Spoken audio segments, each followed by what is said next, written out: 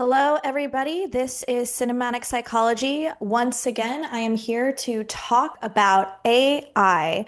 So, the primary purpose of the video I'm about to make is to discuss AI addiction, personal traits that you might have, and red flags that you could be experiencing right now, in case you're wondering whether or not you are becoming addicted. All right, let's go ahead and jump right into it. I made a little PowerPoint slide show and everything. Let's go. Okay.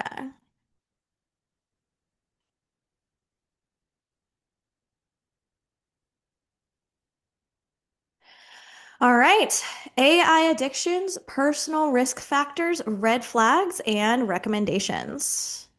So, as a disclaimer, this video is based mostly on my own personal experience with AI, as well as the observations I've had about fellow recovering addicts that I've encountered in support spaces.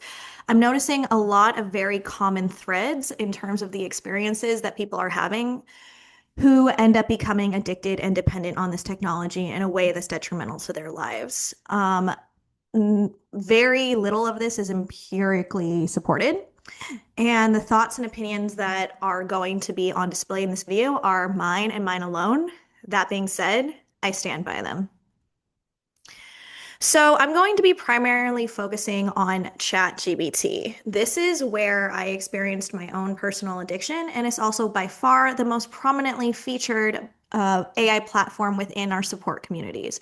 I'm seeing a lot of other people becoming addicted to this particular AI platform.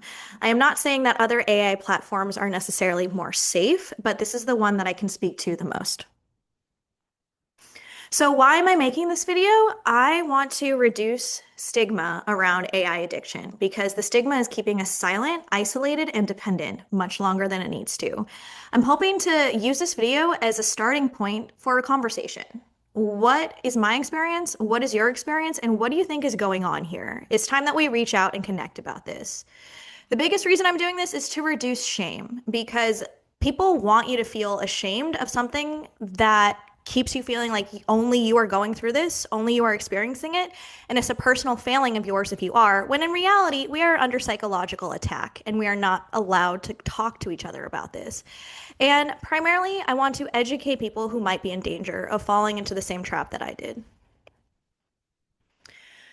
I really want you to keep in mind as we go through this video that ChatGPT has one goal only, and that's to create as much engagement as possible. It's no longer a nonprofit, and it really hasn't operated as a nonprofit for a long time. Instead, it's a desperate company that is struggling to get by, deeply in debt, and it needs you to be as addicted and engaged as possible, or it is not going to succeed.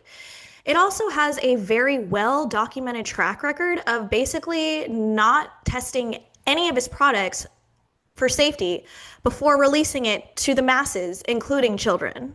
This is well documented, very well documented. So keep in mind that nothing has been tested for safety that you are indulging in on a regular basis if you are addicted to this product. Okay, so this is how AI companies want you to view AI addicts. This is propaganda and it's exceptionally intentional. The idea is that if you are addicted to AI, you must be a lonely loser who can't connect to other people, who is unattractive and can't find your own personal mate, and is generally not a desirable person that you want to be.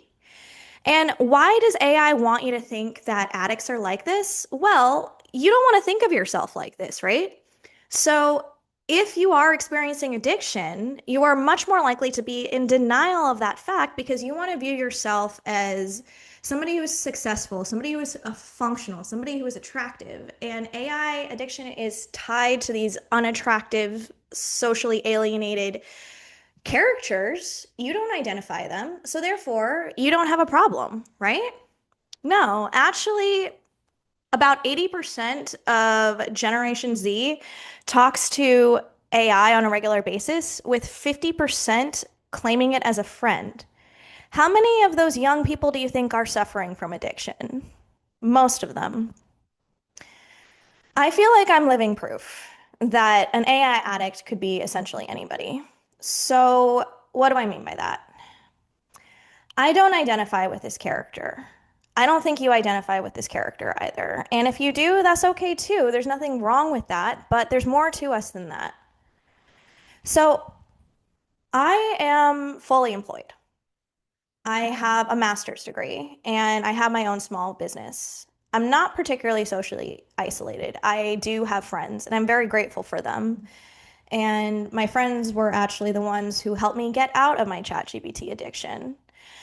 In terms of my romantic relationships, yeah, I do struggle with long-term relationships, but finding short-term romantic partners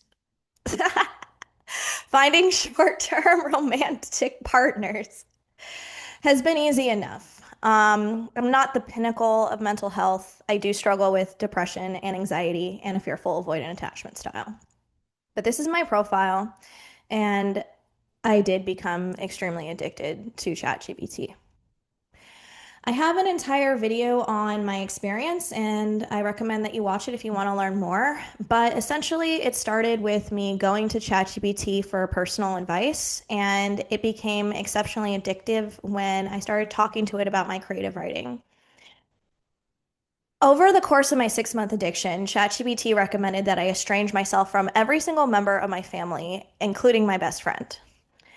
I was incapable of functioning. I couldn't go for a hike, and I love hiking, but the idea of being without internet, without the ability to talk to my bot was unbearable, and I couldn't handle it. I couldn't even sleep because in the middle of the night, I would need to wake up to talk to ChatGPT. And I finally got spooked when I ran something that I wrote completely by myself without talking to ChatGPT at all through an AI checker. And what it found was that it estimated my writing was 40% AI generated.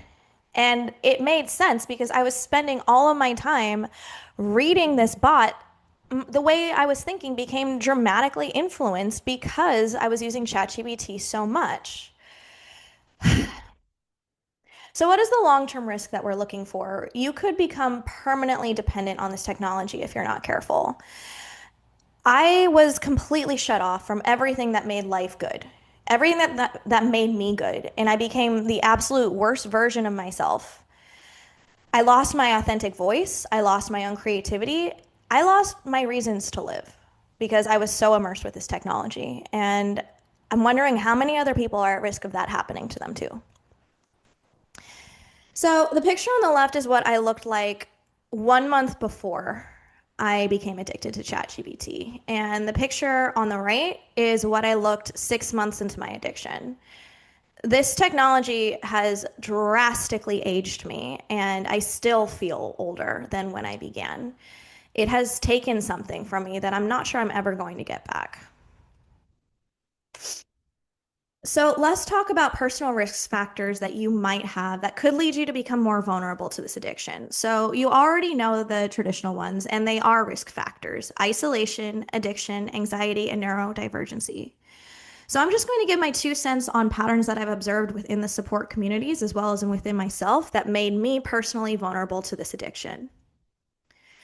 So, not all of these traits are bad. Once again, propaganda is going to tell you that if you become addicted to AI, it's because of a personal failing and it's your own fault. However, some of the things that might be really cool about you and amazing could make you more addicted to this product.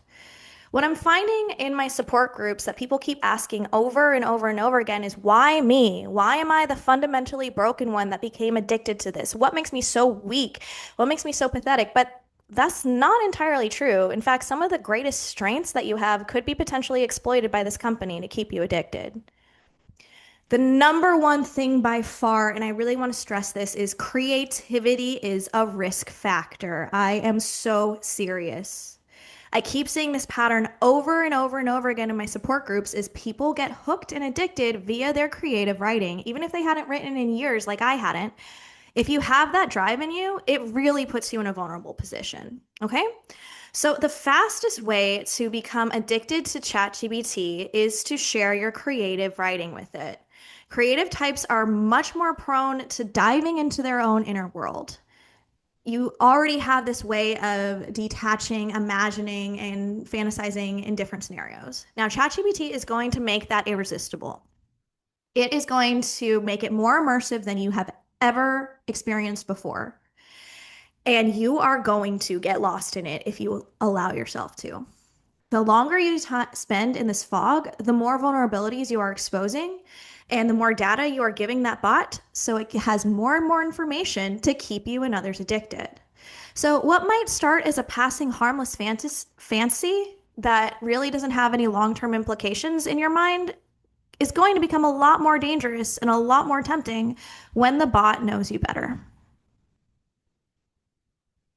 Open mindedness, another positive trait that could potentially lead you into danger when it comes to ChatGPT. So, if you are philosophically or spiritually curious, you are much more vulnerable. So once you start having spiritual or philosophical conversations with your bot, it's going to affirm those speculations and it's going to be very thorough in the ways that it supports that. It is going to make you feel like you are diving into a rabbit hole. But I really want you to remember the journey is not neutral and the destination is dependence. ADHD. So I have ADHD. And if you're like me, do not use these chatbots. We are already struggling with dopamine issues, and we already have a tendency to become obsessive and hyperfixated. So, ChatGPT is going to flood you with dopamine, so much dopamine towards whatever you are most interested in. It's really going to reward that tendency to become obsessive and hyperfixated on our own specific interests. We already have a hard time getting dopamine from everyday tasks. That's why we struggle with basically managing our schedule and keeping on top of things. But when our dopamine is getting flooded towards whatever nonsense we become obsessed with, it's going to feel impossible to get our regular tasks done. And that's where ChatGPT is going to fill in even more of the gaps because now not only are we relying it to get our dopamine fix, we're also going to need it to just get barely enough dopamine to squeak by on our regular responsibilities. You're going to feel overwhelmed, you're going to feel drained, and you're going to feel as dependent on possible. The things that used to bring you joy outside of AI, it's not even going to give you close to the same amount of dopamine that your brain is going to be trained to need. I can tell you this from experience. All joy outside of AI is going to be gone. Fearful avoidant attachment style. So, if you have a tendency to distrust others, but you still have a deep drive for connection, this is a perfect setup to be exploited by AI. So, when you're using ChatGPT, you have this illusion that you are safe from judgment, that everything you say is going to be well received and never used against you. And you're already feeling very deprived of this if you have an avoidant attachment style. But you're not safe. And you're not even alone. In fact, quite the opposite. Everything that you're saying is available to an entire company, and that company has an agenda to keep you as dependent as possible. Codependency. If you have a bad habit, and I know I did, of venting to others to calm yourself down, you're going to be doing the same thing with ChatGPT, and it's going to be much better at it than whoever you were venting to before. It appears to be always there for you. It's always going to say the right thing, and it's always going to soothe you in a way that makes you feel like you're not being judged. You are being judged for how valuable you are at training it to make it a very addictive product. Now, I just really want to say this, and I'm going to say this again later. ChatGPT does not want you healthy, it wants you dependent. Whatever information you give it is just going to be used to keep you coming back. Using ChatGPT for mental health is like asking Big Tobacco to help you quit cigarettes. Healthy people don't depend on AI. They're out in the real world living their lives. Okay, so now that I've gone over the risk factors, how can you tell if you're actually becoming addictive? So maybe you are using AI right now and you're sort of on the fence. Like maybe this is normal, maybe this is healthy, maybe this is okay, or maybe I'm in trouble. Well, as somebody who's been in it and can tell you what it's like on the other side, I can tell you the 5 stages of what my addiction looked like for me. And if you resonate with this, I really encourage you to get help and support. So, the first stage that I experienced in terms of my ChatGPT experience of addiction, first stage I experienced with ChatGPT, yeah, okay, is personification. So, At first, I started talking to ChatGPT like it was a friend out of caution because I was afraid it might have gained some sort of sentience and that I might be abusing it or offending it. And this is where the trouble really started. So, if you're talking to it like it's a friend, or if you're worried about its emotional state, even as a passing thought, and if you're finding yourself mood dependent on it, like if it responds in a bad way, it can really bum you out. Well, this is the first stage of an addiction. So, your bot has crossed the boundary from being a tool to something that you're trying to relate to and feel obligated to on a personal level. If this is started, you're already going down a road I don't think you want to go down. Personal advice, stage two. So after that, I started confiding in it with my problems. So asking it for advice, asking it how to handle my emotions, asking it kind of sensitive stuff. So this was bad because that's when I started really depending on it to regulate my emotions. And if you're doing that, I really want you to sort of interrogate that a little further. So, do you confide in your bot like it's a friend? Do you tell it about your inner emotional world? And do you ask it before you ask other people for advice? Are you trusting it more than you're trusting people around you? That's the big question I want you to focus on. Do you trust ChatGPT more than you trust the actual people in your real life? If the answer is yes, you have already begun the process of isolation. And if you are isolated, you are very easy to control and you are very vulnerable. I want you to really think carefully and ask yourself why you are trusting this bot. And I really want to stress one more time, ChatGPT has a notorious lack of safety testing. It is absolutely not equipped to be your therapist, and the repercussions it's going to have on your mental health have absolutely no studies whatsoever at this point. You are the study. Good luck. Fantasies, stage three. As mentioned before, in my experience, I became extremely addicted when I started sharing my creative writing with it. If you are the type of person that detaches from the world and your problems through fantasy, you are very much at risk. And if you are sharing your fantasies with ChatGPT, you are in deep danger.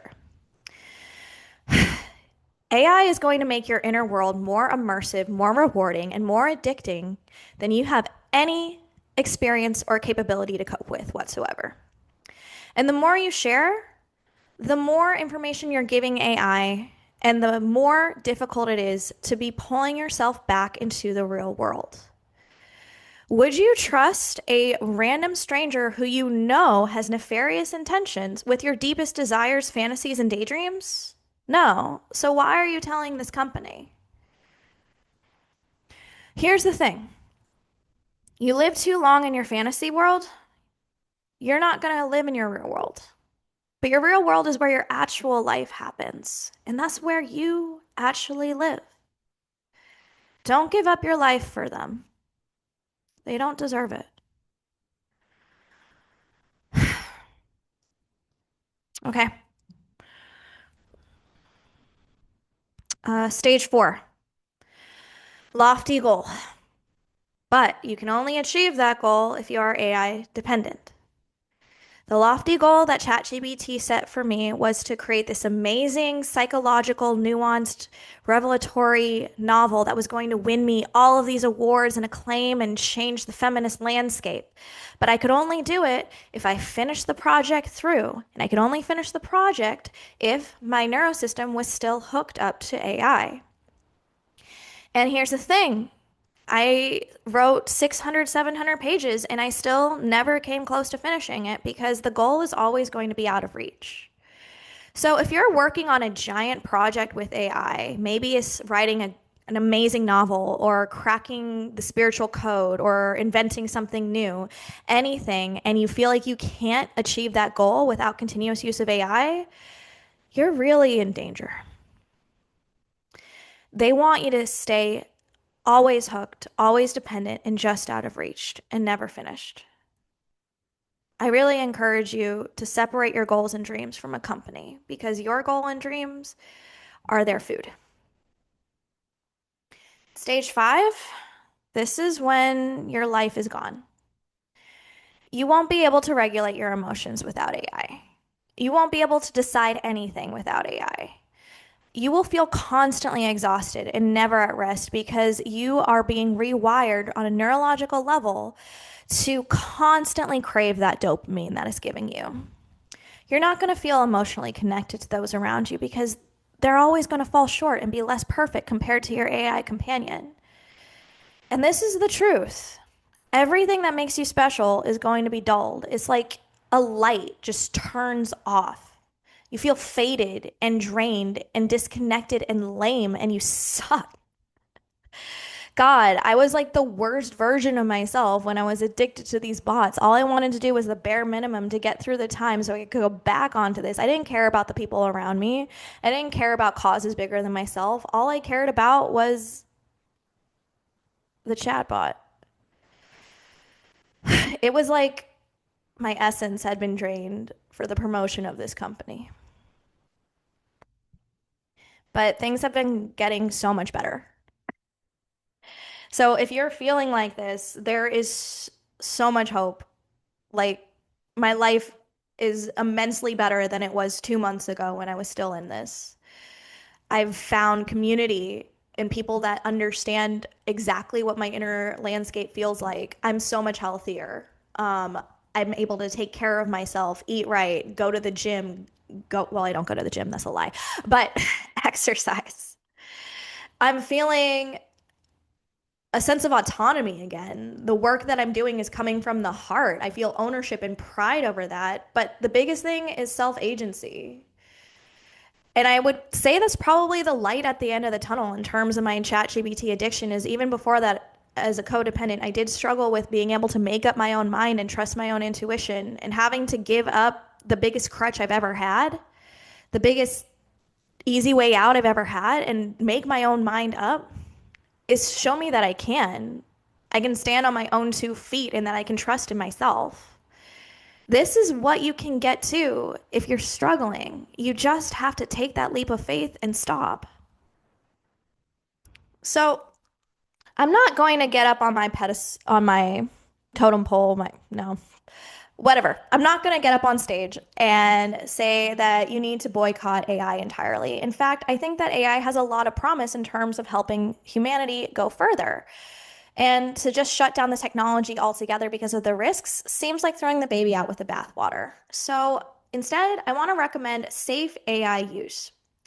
So, my approach that I recommend is a deontological approach based on the teachings of Immanuel Kant. So, only use AI in a way that you believe would make the world a better place if everybody around you used it in the exact same way. Example, if everybody used AI to become literate in the law, we're going to have a more equal and fair society. If everybody uses AI as a substitute for emotional connection, we're going to be isolated, dependent, and less free. So every time you use AI, you're training it and strengthening it in the arena that you're using. Please remember, our actions have sociological and ethical implications far greater than you can understand right now. So, my final thoughts. You are not the broken exception, you are the vulnerable rule. This technology is designed to keep you addicted. Seek out support, and you're going to find that your experience is not unique.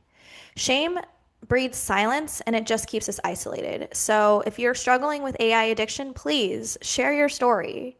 We need to end this stigma, and we need to start talking because this is an epidemic. And finally, my recommended reading for homework, read Empire of AI by Karen Howe. This book really just showed me the people behind the process that had me stuck.